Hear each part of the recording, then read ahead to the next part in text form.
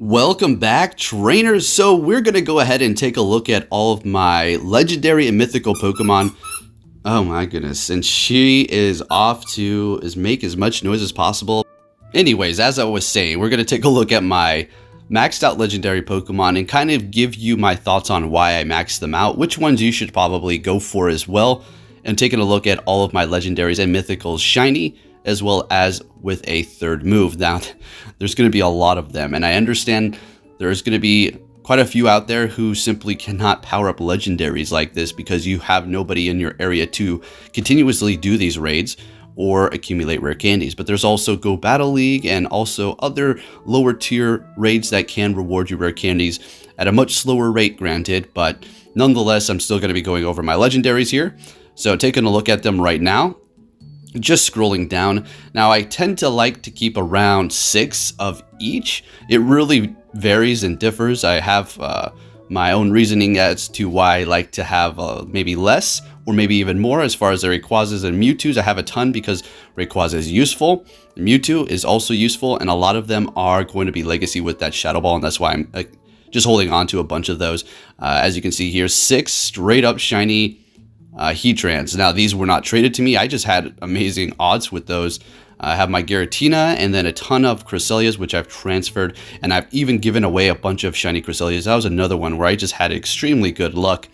And then we have my Virizions, my Cobalion, and my Reshiram here, and then my Thundurus, Landorus, which I'm not too interested. Do I actually want to power up Reshiram? Oh, absolutely. We will definitely be getting around to that. But right now, I have put a lot of rare candies into things lately, like Palkia, 2 of them, which we're going to be taking a look at, and I'll give you my explanation as to why I powered those up if you don't know yet.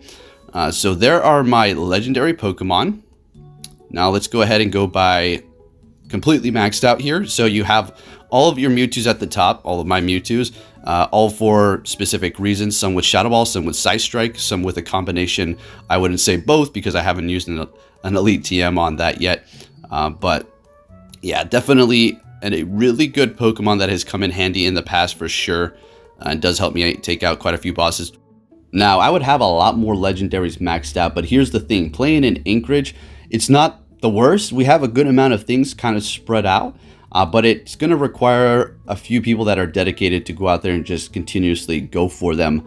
I'd say if I lived in the lower 48, somewhere that had more gyms, more dense area with raids, I would definitely have more legendaries powered up. But we're going to work with what we have, and it's perfectly fine. We had that Ho-Oh from when it was first released, and, you know, just going out and maxing out some of these legendaries when they first came out. And then, of course, the must-have Rayquazas. I do have this Heatran here, which was going to be for the Master League. I do purchase a secondary move, so a lot of these rare candies are being put into them. I think I had those already ready. Then we have Giratina. I do have the secondary move on that one. We're going to be taking a look at all my legendaries, mythicals with secondary moves. You're going to see it's over 2 million Stardust, folks, accumulated with all of those with secondary moves. So this Zapdos here was upon its release. You know, maxed out those legendaries when they're first released. Absolutely horrible because it does not have that legacy. I could TM it, but I don't think an Elite TM is worth it. We'll just call it a loss. And the content that was made with it, great. We have these Moltres Raikou, an absolute fantastic Pokemon to power up for sure. We do have 2 of those. Now, I don't like going overboard on a lot of things, right? I like a little bit of a variety in my Pokemon selection. And like I said, you know, I have to really pick and choose what I want to put my rare candies into because we do not have the most gyms around here. Now, unfortunately for this Mewtwo, this was right when it was released. So unfortunately, I do not have that Side Strike. I don't think I'm going to be using an Elite TM on it because I just don't see the value in that with Side Strike in Master League. Maybe if it was in Ultra League, I would consider it, but I just think that the Elite TMs are just too valuable. And then we do have this lucky one that I kind of powered up a bit, and then I didn't really finish it. And then we have the Articuno with horrible IVs. That was powered up around the time it was released.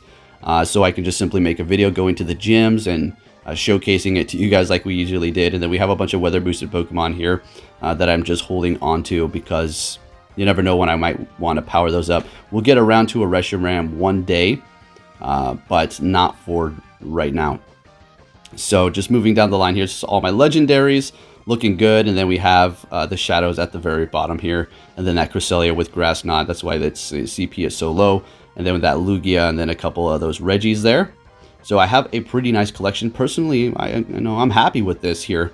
I know I don't have the most maxed out legendaries, but it doesn't really matter. You guys see we still complete things, and simple as that, right? So these are the shinies and mythicals. Quite a few of those there.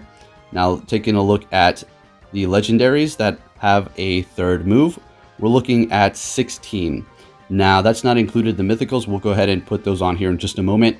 Moltres with Sky Attack Overheat, Mewtwo with Side Strike and Focus Blast, a Shadow Ball Focus Blast, another the Armor Mewtwo, the Raikou, which is useful. I have a secondary move for PvP, and then the Suicune, Lugia are for PvP, and everything else you're seeing is as well. More than likely, if I have a legendary with a secondary move, it is going to be for PvP. The only exclusion is going to be the Moltres, I do believe, and the Mewtwo as well, kind of. I think we can use that in Master League. We just don't really do that too often, really ever. So yeah, otherwise it's not really worth purchasing a secondary move on a Pokemon unless it's Mewtwo.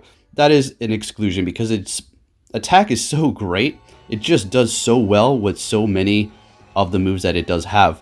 And then of course we do have our Giratina Origin and our Zapdos. That's going to be in the Ultra League with Thundershock, Jewel Peck, and Thunderbolt.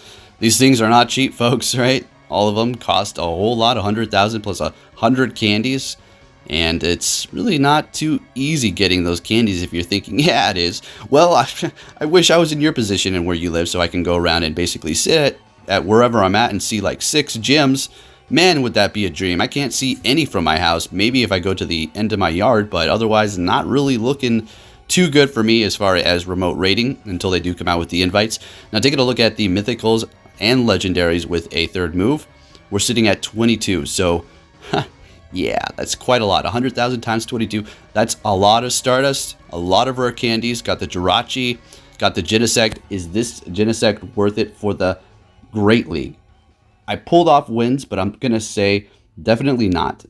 You know, I have the YouTube channel, so I like to showcase things for you guys. So some of these things are not too practical. And of course, we have the Lugia that we're able to drop with the trade into the Great League with 3 moves, of course. Yes, I have a Regice with 3 moves. Of course, the Deoxys defense form. We've had that for quite some time now. And pretty much, yeah, that's it. The collection, I'm happy with this.